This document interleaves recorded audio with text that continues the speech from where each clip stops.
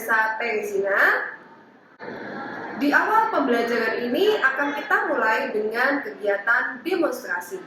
Silakan perhatikan demonstrasi berikut ini. Anak-anak, perhatikan di sini ada kawat. Kawat ini dililit seperti ini. Dan di bagian tengahnya ini ada lubangnya. Tuh ya, jadi ini bolong. Oke, lalu di sini saya punya batang besi. Batang besi ini akan dimasukkan ke dalam lubang dari lilitan kawat tersebut. Kondisi mula-mula lilitan kawat ini tidak dihubungkan dengan listrik. Jadi di sini kawatnya tidak ada arus yang mengalir pada kawat listrik. Oke, nah kita akan masukkan batang besinya dan kalian perhatikan apa yang terjadi. Oke, nah kita akan masukkan batang besinya dan kalian perhatikan apa yang terjadi. Oke, kita masukkan. Yang terjadi adalah batang besi terjatuh. Oke, nah sekarang kita akan bandingkan dengan kondisi yang kedua, yaitu ketika lilitan kawat ini kita hubungkan dengan listrik. Kita akan hubungkan dengan listrik.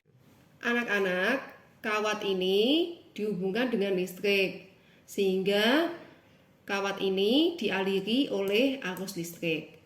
Kita akan memasukkan batang besi ke dalam lubang yang ada di sini.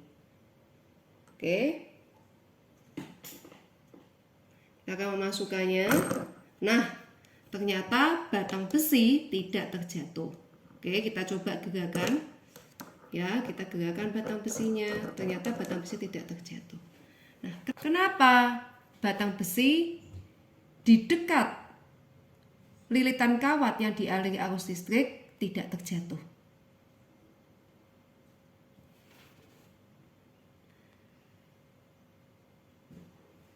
Ya, benar. Karena timbul medan magnetik pada kawat yang dialiri oleh arus listrik ini. Jadi hari ini kita akan belajar materi tentang medan magnetik. Oersted menemukan bahwa ketika kompas diletakkan dekat dengan kawat penghantar, jarum kompas segera menyimpang dari arah semula saat kawat dihubungkan dengan baterai dan arus listrik mengalir. Apa itu medan magnet?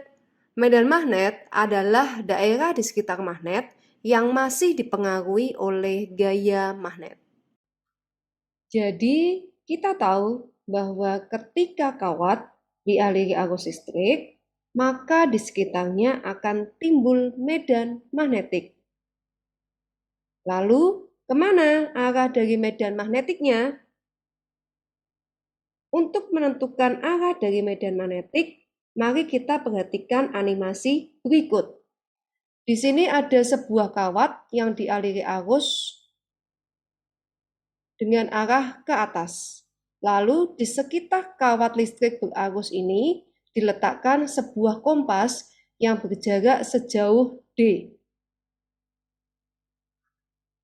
Kita lihat bahwa ternyata jarum kompas ini menyimpang dengan arah putarannya berlawanan jarum jam.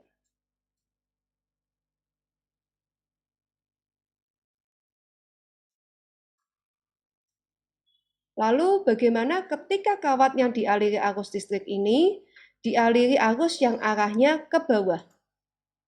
Nah, ketika kawat ini dialiri arus yang arahnya ke bawah, ternyata jarum kompas menyimpang dengan arah putaran searah jarum jam. Nah, dari animasi tersebut, maka kita bisa menyimpulkan untuk menentukan arah dari medan magnetiknya, kita bisa menggunakan kaidah tangan kanan, di mana ibu jari menunjukkan arah dari arus yang mengalir pada kawat tersebut, sementara keempat jari ini menunjukkan arah putaran dari medan magnetiknya.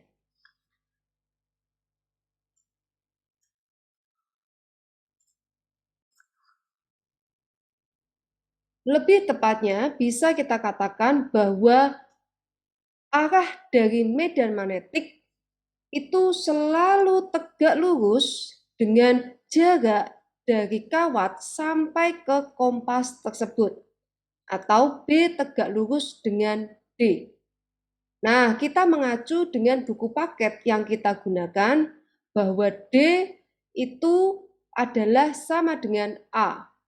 Maka bisa kita tuliskan bahwa B tegak lurus dengan A, di mana A sama dengan D, yaitu jarak dari kawat sampai ke kompas. Nah, bagaimana jika kompas diletakkan di dekat kawat berarus seperti ini? Arah dari medan magnetiknya keluar tegak lurus bidang kertas atau menuju pembaca. Maka untuk menunjukkan arah dari medan magnetik tersebut, kita bisa menggunakan bantuan tanda titik atau dot yang artinya keluar tegak lurus bidang kertas atau menuju pembaca. Lalu bagaimana jika arah kompasnya di dekat kawat berarus seperti ini? Arah dari medan magnetiknya masuk tegak lurus bidang kertas atau menjauhi pembaca. Nah, di sini kita bisa menggunakan tanda silang atau cross. Lalu, berapa besar dari medan magnet? Mari kita melihat hubungan antara medan magnetik B dengan A, di mana A itu sama dengan D, yaitu jarak dari kawat sampai ke kompas. Nah, sekarang kita lihat, kompas kita letakkan pada jarak seperti ini. Dan kita lihat besar dari medan magnetiknya yang ditunjukkan dengan panjang dari anak panah yang berwarna biru ini. Oke, sekarang kompas ini akan saya ubah posisinya, saya semakin dekatkan dengan kawat yang dialiri arus listrik. Ternyata di sini kita lihat semakin dekat kompas ini dengan kawat, semakin panjang panah birunya. Itu berarti menunjukkan semakin besar medan magnetiknya. Kalau kita jauhkan kembali kompasnya, maka besar dari medan magnetiknya itu semakin kecil. Bisa dilihat dengan semakin pendeknya anak panah yang berwarna biru.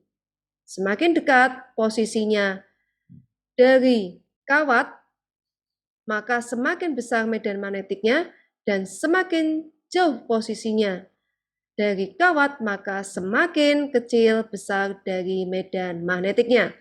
Maka dari itu bisa kita simpulkan bahwa besar dari medan magnetik berbanding terbalik dengan A.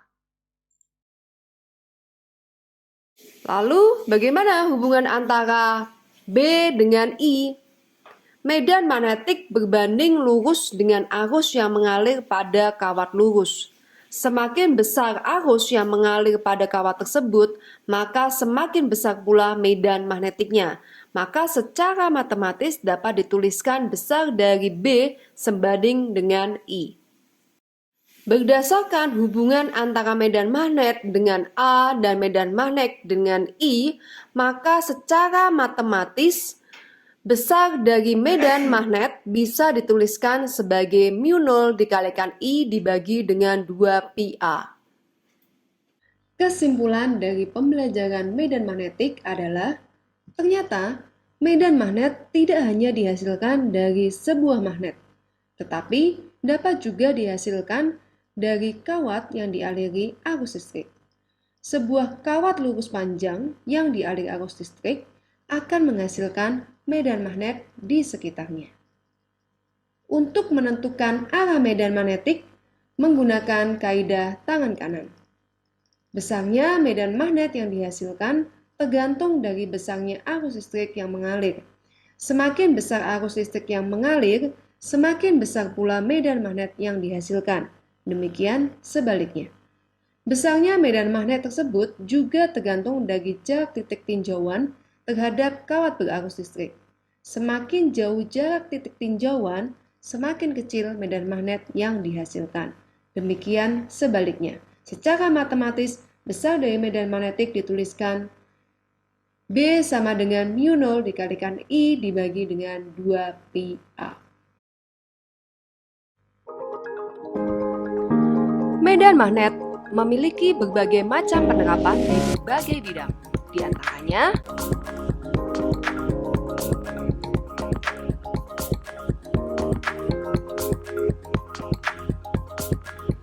pada bidang industri, medan magnet digunakan untuk menghasilkan energi listrik seperti pada generator dan motor listrik.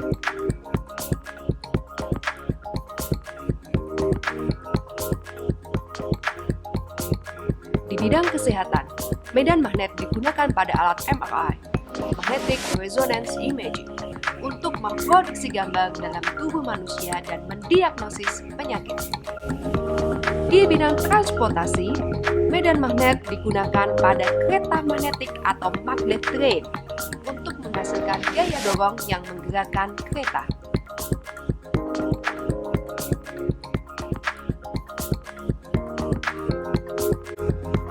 Pada bidang keamanan, medan magnet digunakan pada sistem deteksi logam seperti pada detektor logam di bandara.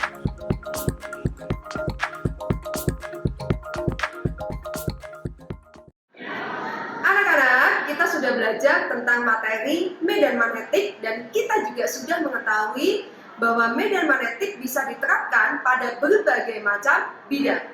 Oleh sebab itu, tetap terus semangat dalam belajar fisika. Tuhan Yesus memberkati.